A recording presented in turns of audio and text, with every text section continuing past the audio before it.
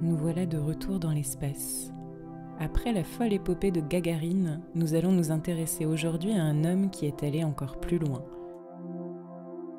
Un homme qui a été le premier à franchir le pas, celui de sortir de sa capsule spatiale et de devenir un funambule des étoiles.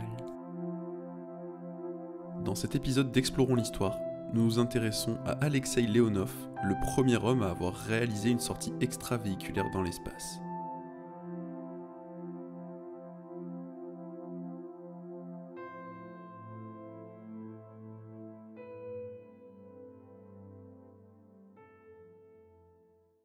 Alexeï naît le 30 mai 1934 en Sibérie occidentale. Son père travaille à la mine pour nourrir Alexeï et ses 8 frères et sœurs. Il est passionné dès son plus jeune âge par le dessin et la peinture. Il songe même dans un premier temps à intégrer l'Académie des Beaux-Arts dans le but de poursuivre une carrière artistique. Mais les finances étant maigres et l'armée lui offrant le gîte et le couvert, il s'engage comme apprenti pilote. Il commence les cours en 1953 et est diplômé 4 ans plus tard, en 1957. Alexeï est affecté comme pilote de chasse à la surveillance de la frontière de l'Allemagne de l'Est. En parallèle, il postule au futur programme spatial soviétique. Il fait partie des 20 pilotes sélectionnés en 1960, notamment aux côtés d'un certain Youri Gagarin. Cependant, contrairement à ce dernier, Alexeï échoue à quasiment tous les tests. Il est sauvé par ses prouesses au saut en parachute, mais aussi par sa volonté à toute épreuve. Il devient l'un des candidats favoris de Sergueï Korolev, le directeur du programme. Avec l'emballement de la course à l'espace entre les soviétiques et les américains, les missions spatiales s'enchaînent. En mars de l'année 1964, Korolev décide que la prochaine mission aura pour objectif une sortie extravéhiculaire. Et c'est Alexeï qui est choisi pour mener à bien cette mission. Il sera accompagné de Pavel Belialiev, qui en prendra le commandement. La préparation spécifique à la mission, nommée Vasrod-2, peut débuter. Leonov va suivre un entraînement terriblement exigeant, une préparation physique digne d'un athlète olympique, des centaines de mises en situation, mais aussi et surtout des tests psychologiques. En vue d'éprouver la solidité mentale et émotionnelle du cosmonaute, celui-ci est isolé un mois durant dans une chambre totalement coupée du monde extérieur. Dès sa sortie, il est immédiatement placé aux commandes d'un avion de chasse et doit effectuer les manœuvres les plus compliquées avant de s'éjecter et d'atterrir parfaitement à l'aide de son parachute. Le matin du 18 mars 1965, les deux cosmonautes s'avancent fin prêt sur le pas de tir enneigé. Il est 10h du matin lorsqu'Alexeï et Pavel décollent vers leur destinée. Après 1h30 de vol, il est temps pour Alexeï de mener à bien sa mission. Il ouvre la première écoutille, passe dans le sas de dépressurisation. Pavel ferme cette écoutille et Alexeï ouvre la seconde. Il sort prudemment. Je m'avançais vers l'inconnu et personne au monde ne pouvait me dire ce que j'allais y rencontrer. Je n'avais pas de mode d'emploi. C'était la première fois. Mais je savais que cela devait être fait. Je grimpais hors de l'écoutille, sans me presser, et m'en extirpais délicatement. Je m'éloignais peu à peu du vaisseau.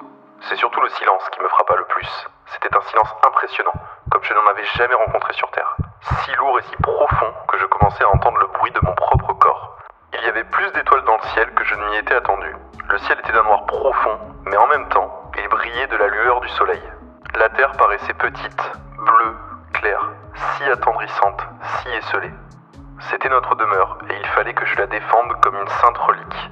Elle était absolument ronde. Je crois que je n'ai jamais su ce que signifiait rond avant d'avoir vu la Terre depuis l'espace.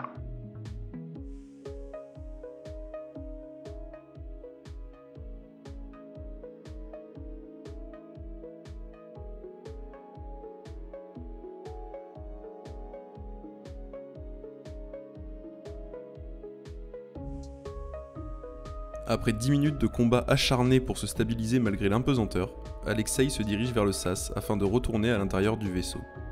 Le protocole est très clair, il doit pénétrer dans le sas les pieds en premier afin de pouvoir s'installer sur son siège.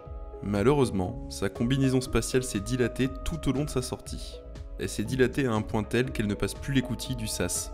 Alexeï est bloqué là, dans le vide spatial, dans l'environnement le plus hostile à l'homme, à seulement quelques mètres du salut. Il sait qu'il ne lui reste plus qu'une petite dizaine de minutes avant d'être définitivement condamné. Il redouble d'efforts, faisant par la même occasion monter sa température corporelle, provoquant d'importantes sueurs. La transpiration entraîne de la buée sur la visière de sa combinaison et lui coule dans les yeux. Alexeï tente le tout pour le tout. Il ouvre une des valves de sa combinaison afin d'en faire diminuer la pression.